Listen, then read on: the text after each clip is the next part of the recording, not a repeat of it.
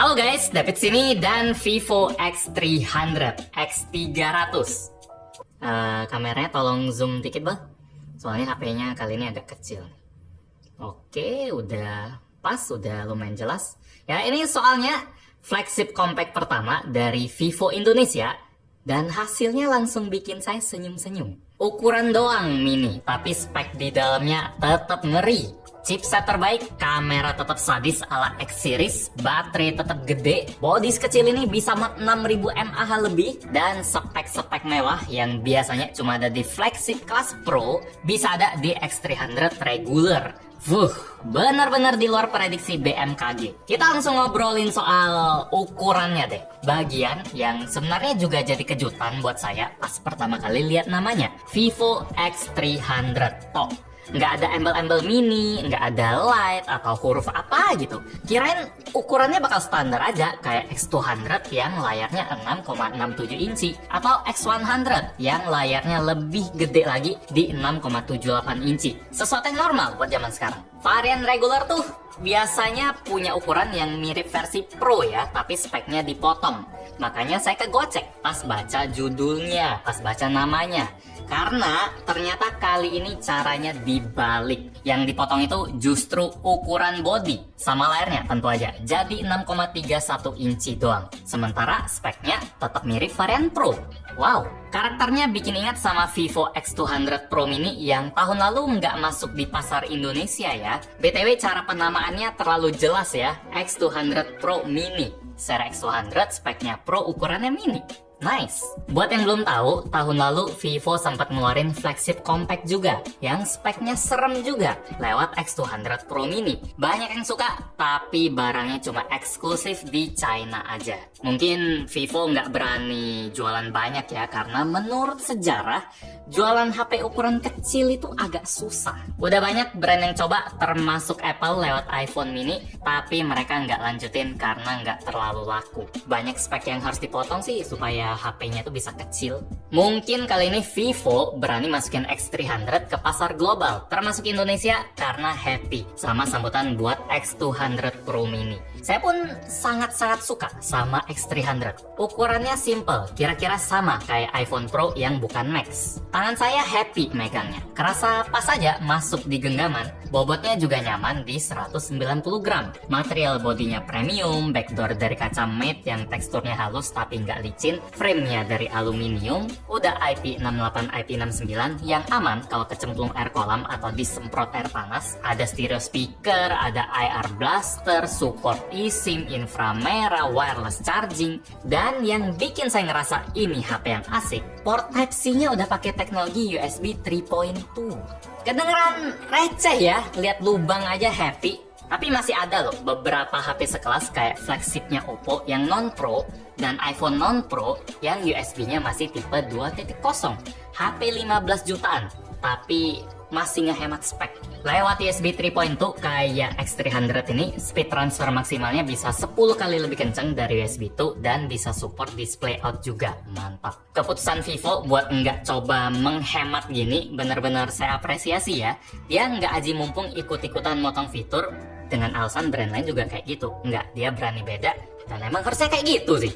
Harusnya yang lain ikutin kayak gini. Kritikan saya buat X300 cuma satu aja, yang berlaku buat HP-HP Vivo lain juga. Speakernya terlalu berasa over di treble sampai agak cempreng. Andai Vivo ngasih speaker yang bassnya lebih dalam, lebih berasa, atau speaker yang balance lah, HP ini langsung menang total sih. Soalnya bagian lain kayak display udah luar biasa bagus. Masih belum banyak HP non-Pro yang berani ngasih tipe layar LTPO kayak X300. Layar yang refresh rate-nya canggih, bisa turun sampai 1 Hz buat ngehemat energi kalau lagi statis, dan ngegas sampai 120 Hz kalau dia lagi gerak biar efek mouse-nya maksimal. Ini tipe layar yang biasanya cuma ada di flagship varian Pro buat brand lain yang ukurannya gede-gede. Kali ini Vivo berani kasih di HP kecil yang non-Pro. Nice. Brightness-nya juga sangat tinggi. Dipakai di luar ruangan, di bawah matahari super terik, isi layarnya tetap bisa kelihatan jelas. Walaupun layarnya lebih kecil, resolusinya tetap tajam di 1,5K maksimalnya, dan UI juga udah pakai Origin OS baru yang jauh lebih bagus dari Vantage OS. Soal Origin OS ini udah banyak saya jelasin di review X300 yang Pro ya.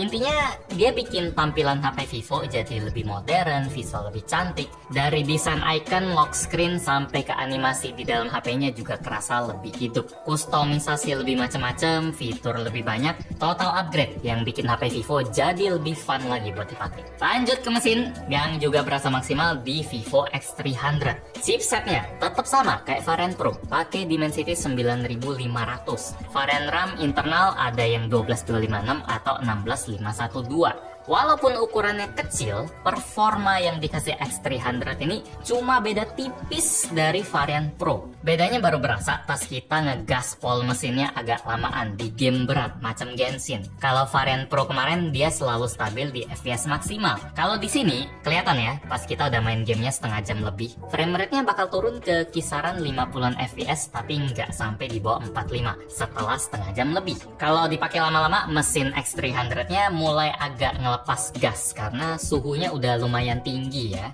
Bagian depan bisa nyentuh sampai 48 derajat, sementara belakangnya sekitar 45 derajat. Kalau kita bandingin skor benchmark Antutu pun, X300 ini dapetin skor yang lebih kecil dibanding X300 Pro, walaupun speknya sama. Kemungkinan besar karena panasnya tadi. Hukum alam emang nggak bisa dilawan ya, walaupun HP ini punya spek yang sama kayak varian Pro-nya, tapi ukuran yang kecil bikin sistem coolingnya auto lebih kecil juga. Kalau misalnya si HP cuma kita pakai main game enteng kayak MLBB, suhunya aman di bawah 40 derajat. Pas kita pakai harian buat chatting, sosmed, gitu-gitu juga nggak berasa panas sih, anget pun enggak.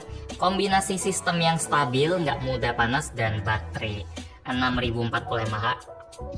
Yep, baterai Vivo X300 ini kapasitasnya 6040 mAh. Itu 1,5 kali lebih gede dari iPhone 17 Pro dan bahkan lebih gede dari Samsung Ultra yang baterainya di 5000 mAh aja. Otomatis bikin daya tahannya panjang, nggak kayak stereotip HP kecil lah yang baterainya juga otomatis kecil. Zaman udah beda bos. Dipakai seharian masih sering nyisa 10-30%. Kalau lagi banyak dipakai gaming, apalagi yang berat, baru kita harus ngecas sebelum makan malam. Sebagai gambaran, streaming musik di YouTube 1 jam dia makannya 7%. Kalau resolusi layarnya kita set ke 1,5K. MLBB setting paling tinggi setengah jam 9%, dan Genshin yang maksimal setengah jam 17%. Speed ngecasnya sendiri ngebut pakai charger 90 watt flash charge. Colok 5 menit udah masuk 13%, setengah jam udah 63%, dan nggak sampai sejam dia udah penuh lagi. Nggak ada alasan lagi sih HP kecil itu baterainya pasti cukup. Dan walaupun ukurannya kecil, tapi Vivo tetap jagain reputasi kamera X series mereka di X300 ini ya. Speknya tetap ngeri. Kamera utama sensor 200 megapiksel dengan OIS. Kamera telefoto 50 megapiksel tipe periskop yang bisa optical zoom 3 kali. Kamera ultrawide-nya 50 megapiksel, kamera selfie pun 50 megapiksel. Hasil jepretannya cakep. Buat dipakai foto malam, warnanya cerah, detail tetap tajam tanpa kerasa banyak sharpening, bersih, minim noise. Motret di kondisi yang kurang ideal kayak di warung gurame cobek yang lampunya keras kayak gini pun, warna dan detailnya masih bagus sih, enjoyable sih. Dipakai motret siang cerah pun tetap bisa dapetin dynamic range luas dari detail langit sampai ke bayangan di bawah pohon, bawah gedung masih jelas. Kamera ultrawide-nya juga bisa ngasih warna yang cakep loh, konsisten mirip kamera utama. Foto malam kayak gini di pinggir jalan tempat orang jualan makanan yang ngandelin lampu yang keras-keras, detailnya masih bagus, saya suka. Kamera telefotonya juga mantap, pemandangan gunung jauh jadi kerasa lebih dekat dan detailnya tetap dapat. Sistem kamera di Vivo X300 sedap.